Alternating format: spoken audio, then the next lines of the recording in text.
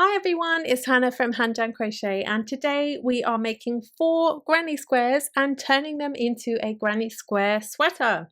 It's really super easy and fun to make, especially in this beautiful yarn that I've chosen to use today. In the description below, you'll find all the information for where you can find the written pattern, which you will need because today we're going to go through the mechanisms of making these granny squares, but you will need that pattern to show you which size of granny square you'll need to make the size that you want to make. Also in the description is information about the yarn that I have used for this and how much you will need if you choose to use the same yarn as me.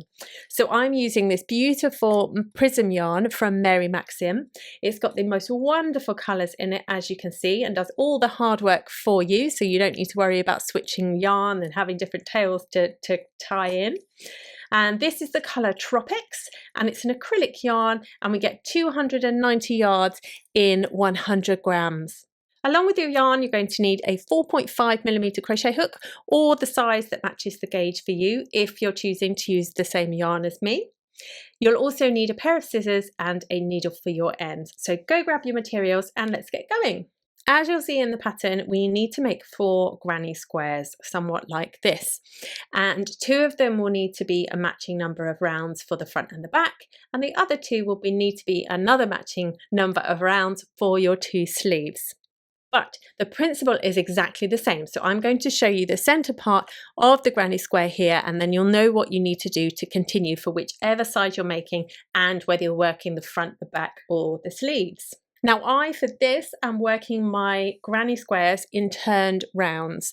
Now, lots of people work them in the rounds with the front facing them the whole time, and that's absolutely fine, but you will find that it goes slightly wonky to the side and turns almost into a spiral, or it can do. If you're happy with that and you're happy then to block it back straight, that's fine, you can carry on doing that, but I'm going to show you how to turn each round so that we can eliminate some of that twist. So to begin with, we are going to make a magic ring. So I'm going over my fingers twice there, scooping under and looping that second one around. Now there's lots of different ways to make a magic ring. So if there's a way that you prefer, then you absolutely go for it. So now I've chained 1, and then into that magic ring, I am going to work 3 double crochet stitches. So I'm speaking in US crochet terms here. So that's 1. That's 2, and then that's 3. Now I'm going to chain 2, and that will become our first corner. And now then into the magic ring, I'm going to work another 3 double crochet stitches.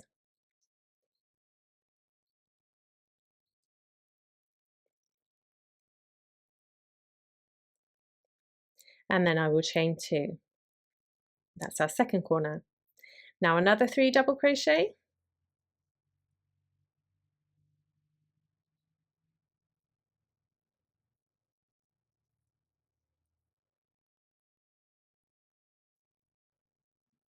And then we chain 2. That's our third corner. And then another 3 double crochet.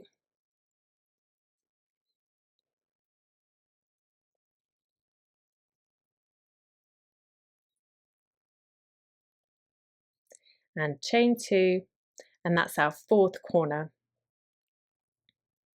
Then we pull down tight, and we're going to slip stitch into that first stitch that we have to join, and that is our first round complete. Now, as I say, some people generally then carry on going round in this direction, but I'm actually going to turn my granny square here, and then we're in this chain 2, which is our corner, and we're ready to begin our next corner. Now here you have a choice. You can either work a chain 3 for your first stitch, you can work a large chain 1 and a double crochet, or you can work a stacked double crochet.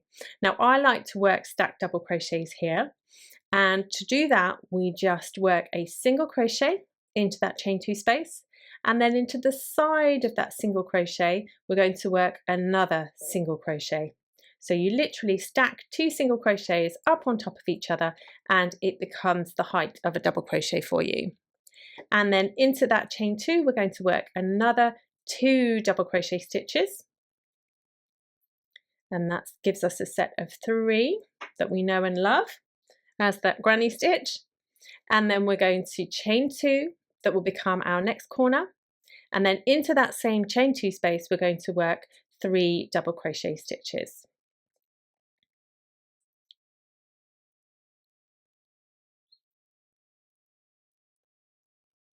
And then we're going to chain 1, because we're always going to chain 1 over the top of any 3 double crochets that we come across. And then into the next corner we're going to repeat what we did here, but use a double crochet for all of the stitches now. So we work 1, 2, 3 double crochet, then we chain 2, and then we work another 3 double crochet into that same place there.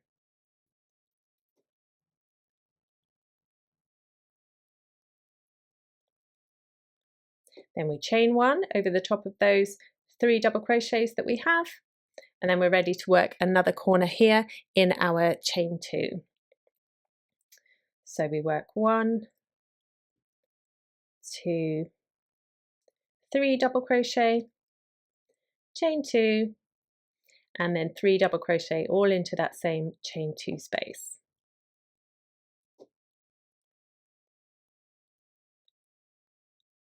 Then we chain 1, we skip the next 3 double crochet, and then we work into that chain 2 space for our final corner there.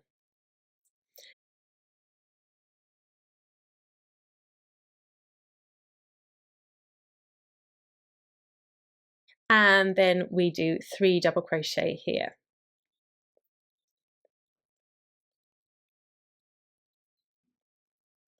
Then we're going to chain 1, skip these 3, and then slip stitch into the first stitch to join. And that's our round 2 complete.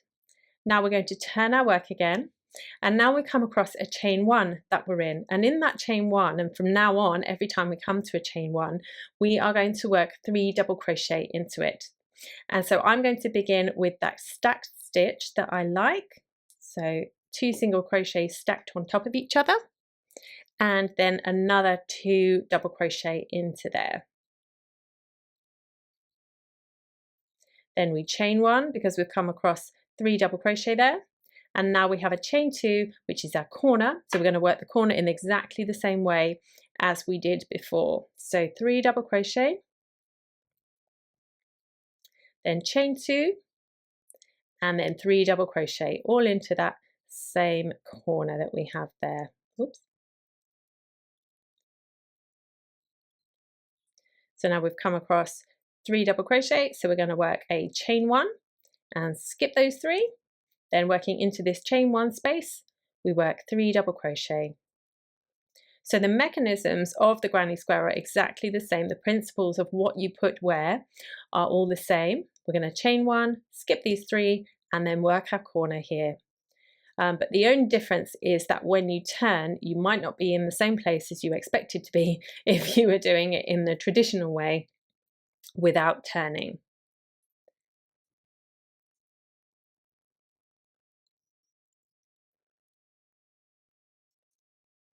We chain 1, skip these 3, and then work 3 double crochet into here.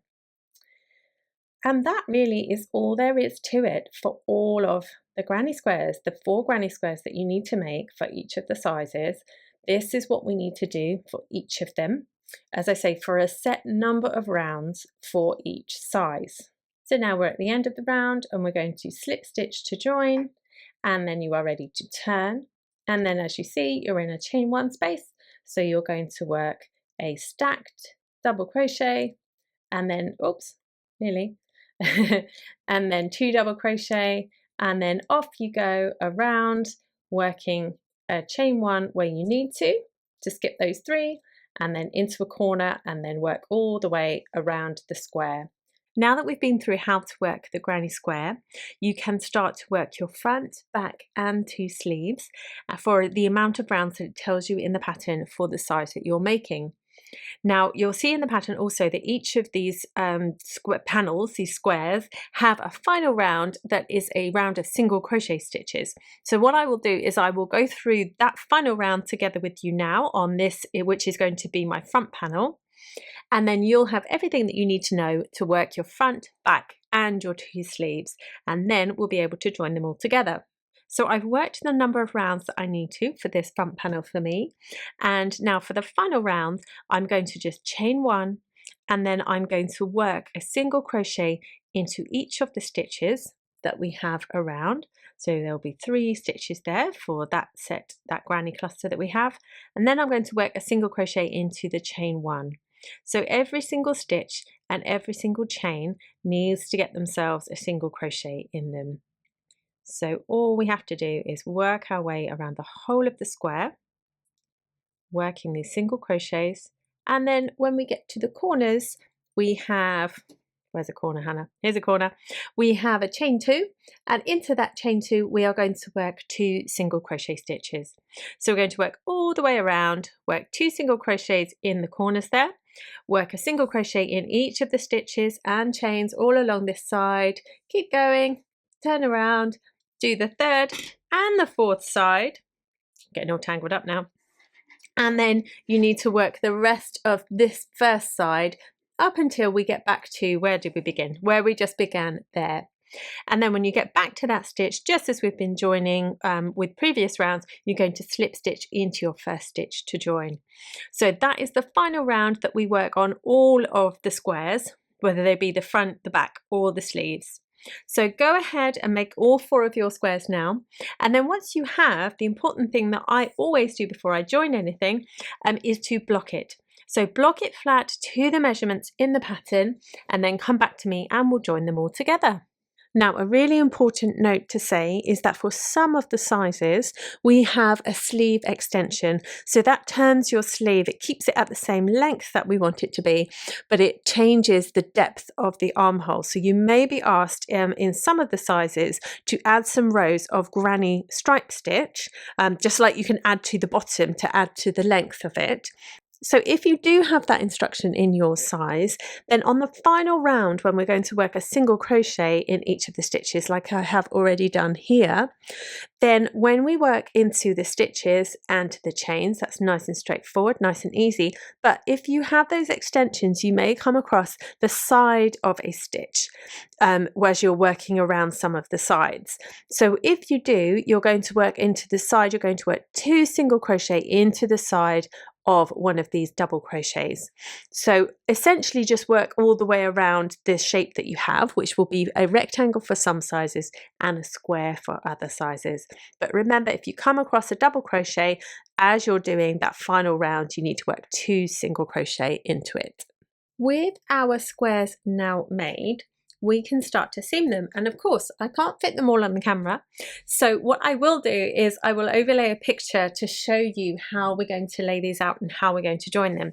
But essentially here at the top I have one of the bigger squares, here at the bottom I have one of the bigger squares, so they match each other, and this is going to become our neckline.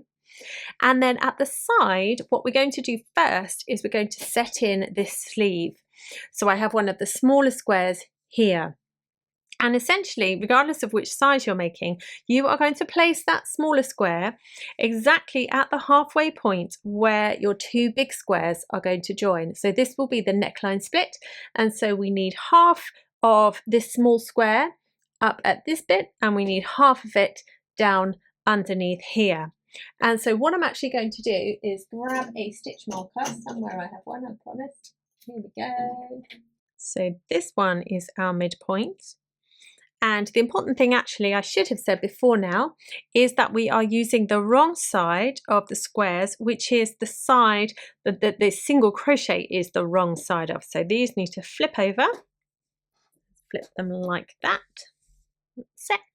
And so this is the midpoint of this smaller square, and I'm going to join it to the side of this one and of this one, because that is where the 2 larger ones will join.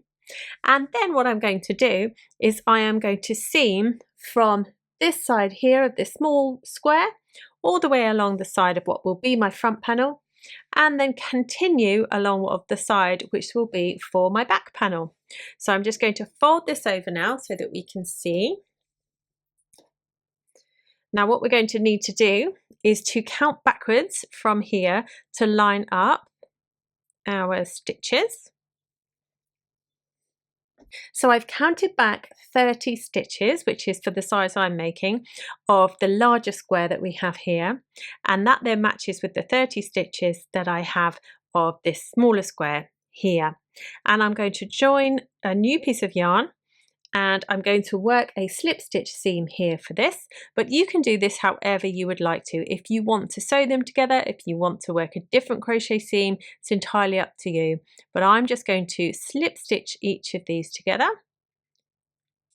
and I'm just going into what will be the backs of the stitches, so that it's going to leave a loop out at the front just to give a little bit of detailing there, because this is the wrong side. We're doing our seams on the wrong side here of the sweater. Then when we arrive at the stitch marker, we are going to pop it out, and then you'll be able to continue working along, joining into the stitches of this next big panel that we have there. So now keep going along this sleeve, along the short edge that you have of that. Once we've completed that seam, we can break our yarn, and then what we need to do is swivel all the way around and complete that on the other side as well. So on the other side of these large squares that we have, we're going to introduce our other sleeve, and our other sleeve will join itself, let me grab it, into the center of those two once I turn it the right way around, Hannah. There we go. So we have the wrong side and the wrong side, and we're going to set this sleeve in across here in exactly the same way as we've just done that first one. So with both of our sleeves now set in at the sides, what we're now going to do is fold our sweater so that it's going to sit how it's actually going to be on our body. And now what we need to do is, on our smaller square, we're going to seam together this side here that's then going to create the underarm seam, and then when we get to the actual underarm here, we're then going to rotate, and we're going to then work down the side of the sweater. So this is the front and the back panel that I have here, and we will go along this seam here to join those. And now I'm going to suggest that we do it in the same way as we did to set in the sleeve, so the wrong side facing and joining with a slip stitch seam. So I'm going to turn around here so that I've got my underneath of the sleeve looking at me, and I'm just going to match stitch for stitch along here in the same way as I did for the other seam that we've just completed. And I'm going to join just to that first set of stitches there, and then I'm going to work stitch for stitch, joining them with this slip stitch seam. So if you want to carry on working along here up until you get to the underarm, then meet me back here, and then we'll just turn the corner and complete the other side together. So here we are at the underarm point, and I'm going to work in the stitch that's already joined here, and then the stitch that's already joined here at the back, just to make sure that that's as tightly closed as it can be.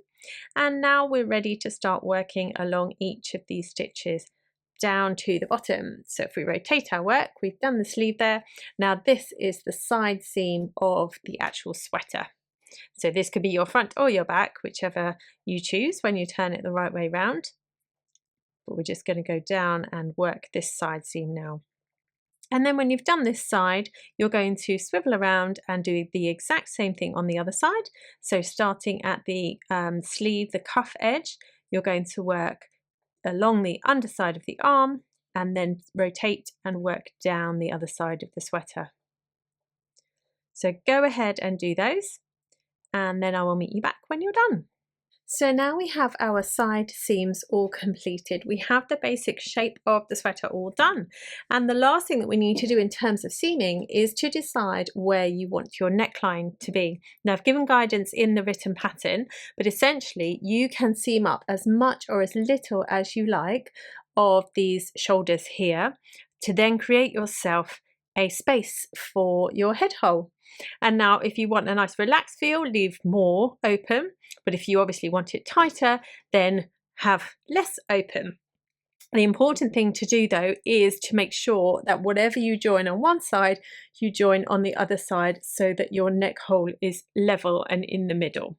So once you have decided how many you're going to do, we are just going to start from one end, and I'm going to join in the ones that are already joined here for the sleeve. Let's attach our yarn there. And then you're just going to work in exactly the same way by working a slip stitch seam here, joining stitch for stitch, making sure that you're happy that they're all lined up and even, and that then obviously however many you do for this first side, you do for the second side also. If you'd like to try it on as you go, what I recommend is doing as many stitches as you think you might need on one side, and then not breaking that yarn, rejoining your yarn on the other side, so on to, where is it? Here, onto this side, and working that same number of stitches along here, then not breaking that yarn either, then try it on and see how it fits and how it feels. If you're happy with it, then obviously you can weave in your ends, and if you want to, you can undo some stitches or you can do some more up if you would like your neckline tighter. Then once that's done, you have got your basic sweater done, and if you want to end there, then you absolutely can. If not, we have got some options for ribbings or for length extensions as well. So get these shoulder seams done and then meet me back and we'll talk through those options together. Now that we have all of our seaming done, don't worry, don't change your screens, you have not come back to the wrong video. This is the original version that I made of this sweater, and I just wanted to show you because I'm going to do something different on the new one that I'm making. You have the option of doing either an extension at the back and the front if you would like, but for this one I did a split extension for the front and the back, and I made the back slightly longer. And it's entirely up to you. Once you've set yourself up with this row, you can do exactly what you would like to do. And I just wanted to talk you through what I've done here. I've joined at the first stitch here and I have worked a double crochet. Then I've chained one, I've skipped this next 3 stitches, which are single crochets, but basically this granny cluster that we have here. And then I've worked over the top of those single crochets in there, and I've done 3 double crochets to make the next cluster. Then I've chained one, and then I've skipped these 3, and then I've worked over the top and into that space between these clusters there. And that sets you up to work all the way along the row up until you get to this end where you're going to chain one, come down a bit Hannah, where I'm going to chain one and then work a double crochet into that last stitch of the row there. And then when you've done that, you can then start working the granny stripe stitch, as it were, back and forth in rows at the bottom here for as many rows as you would like. So that is one of the options, and that's all detailed within the written pattern. But what I'm going to do now on this new version is a ribbing. So I'm going to show you how we're going to do this join as you go ribbing on a sleeve end, so that you can do and make a sleeve cuff, but you don't have to use it on the sleeves, you don't have to use it on the bottom, you don't have to use it anywhere if you don't want to, but it's just in case you would like to add it to yours. So you can leave them open like this, you can weave in your ends and you are absolutely done. Or you can add this to wherever you would like to. Now, what we're going to do, and what I suggest we do, is we have the right side facing us now, and where we have the seam, we're going to join to the next stitch along that we have here. And then you'll join your yarn, and I've tried to use a part of the yarn ball that's a similar colour, but actually as we go around it won't really matter where you start because the change is going to come throughout the ribbing. And then you're going to chain however many you would like to get the length of rib of your choice, because these sleeves will be shorter than your arms. You can then decide how long you would like your ribbing to be. So try it on and then work out how long your ribbing needs to be. And then once you've got the amount of chains that you need, you're going to rotate and work into the back bumps, and you're going to work a single crochet in each of these back bumps up until we get back to the beginning of this chain again. And there we have it. Now, if you would like a nice wide cuff to your sleeve, then what we're going to do is we are just going to slip stitch into the next stitch, and then you'll be ready on this time to turn and then start working along into the back loops of each of your stitches. So a single crochet in the back loop of each of these stitches as we go along. Then when we've got to the end, we're going to turn our work, and then we are going to, when it allows me to, chain one, and then into the back loop only of each of these stitches, we're going to work a single crochet. Then when we get back to our sleeve end, what we're going to do this time is going to be what we set for the rest of the round.